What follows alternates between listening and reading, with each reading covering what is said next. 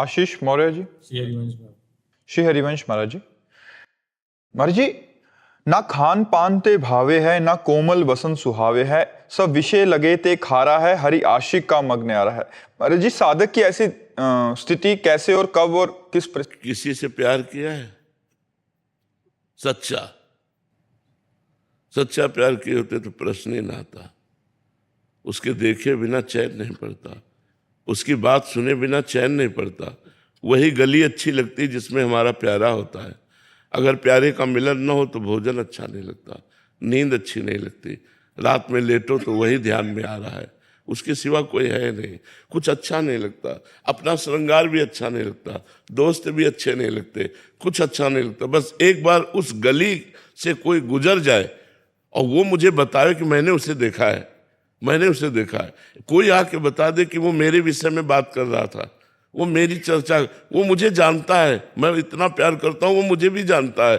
बस उसकी बात, उसकी चितवन, उसकी मुस्कान, उसी का देखना, उसी का सुनना, उसी का बोलना, तब खान पान नहीं भावे है, नहीं कोमल वसन सुहावे है, सब विषय लगे ते खारा है।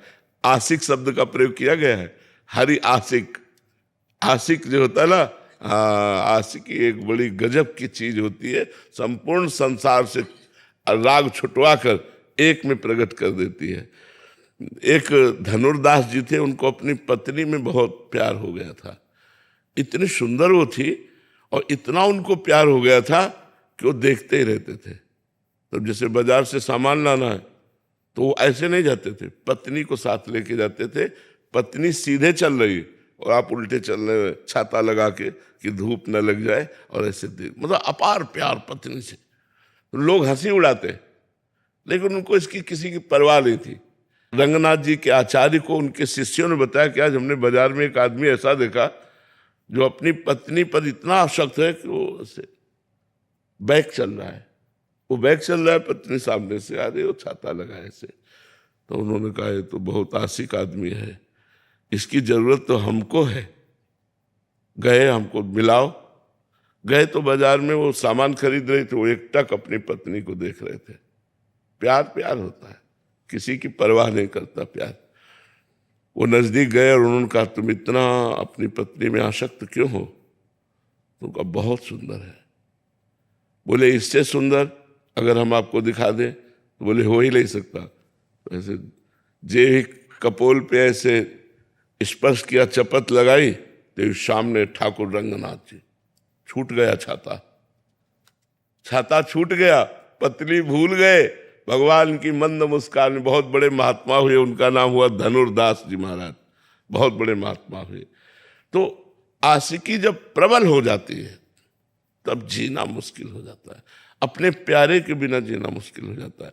अपना प्यारा नजदीक होता है तो डर लगता है कहीं छूट ना जाए, एक भय लगा रहता है कि कहीं हमारा बिछोह ना हो जाए, कहीं कुछ हो ना जाए।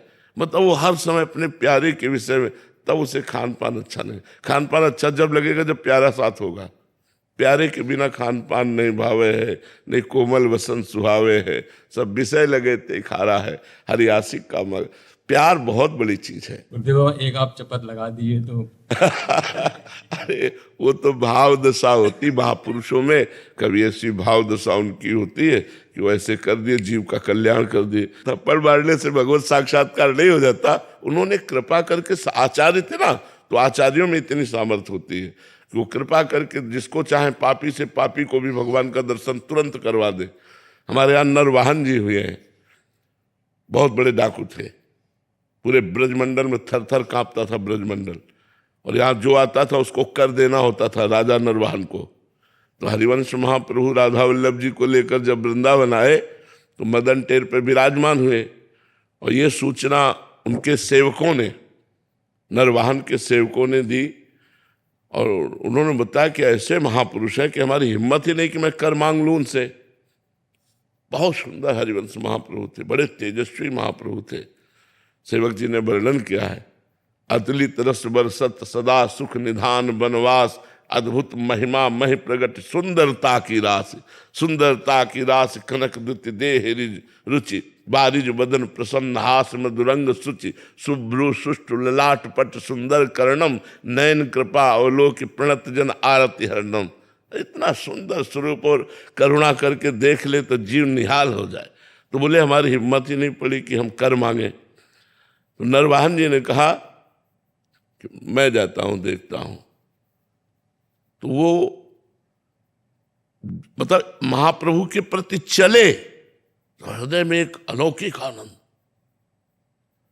तो उनकी हिम्मत नहीं पड़ी कि वो सामने जाए।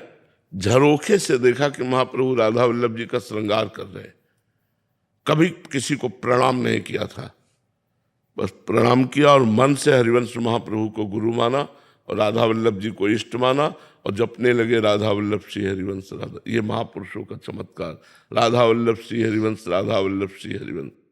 इधर एक यमुना जी से ही व्यापार चलता रहता था पहले, बड़ी बड़ी नावों में, जल जहाजों से। तो यमुना जी से एक व्यापारी जा रहा था, जैनी, करोड़ों असरफियों का व्यापारी था वो, स्वर्ण आदि का सब।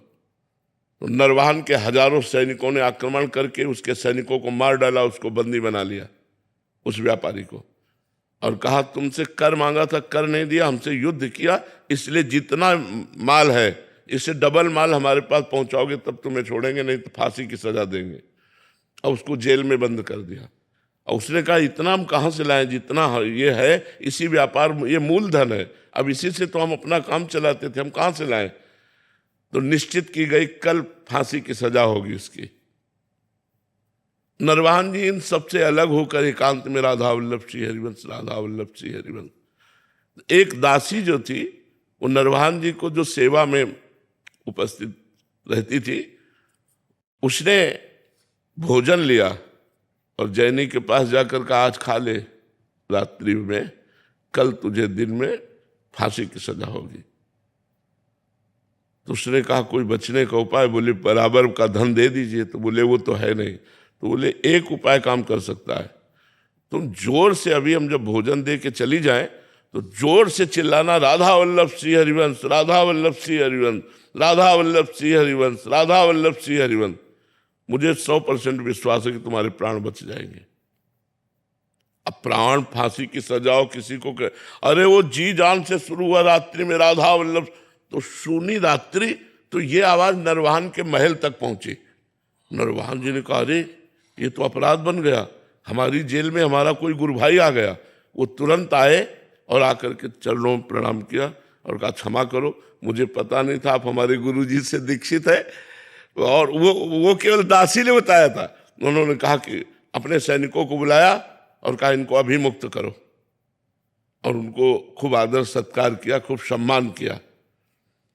उस जैनी ने विचार किया कि जिनके नाम के बल से मुझे प्राण बख्शे गए और सारी संपत्ति मिल गई, जहां फांसी मिलनी थी वहां मुझे सम्मान मिला, मैं एक बार चल के दर्शन तो करूं।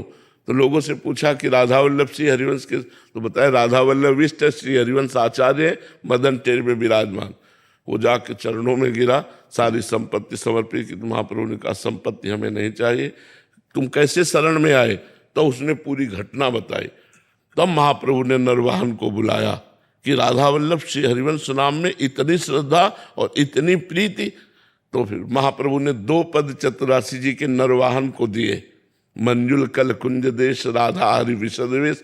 एक ये है और एक है चल ही राधिके सुजान तेरे हित सुख निधान। इस पद में महाप्रभु साक्षात प्रियालाल का दर्शन नरवाहन को कराते हैं। नरवाहन प्रभु निहार लोचन भरी घोषणा। नरवाहन प्रभु सुकेली बहु, वो पहले पद में है। ये दूसरे पद में जो 12वां पद है, नरवाहन प्रभु निहार लोचन भरी घोषणार, नक्सिक सौंदर्य काम दुख निकंदनी, बिलसो भुज ग्रीव मेली, भामिनी सुख सिंधु झेली, नौ निकुंज श्याम केली जगत बंदनी। महाप्रभु ने आचार्य है, वो आचार्य कृपा करे तो घोर पापी को भी साक्षात प्रियालाल का दर्शन करा दे। ये आचार्य की महिमा होती है।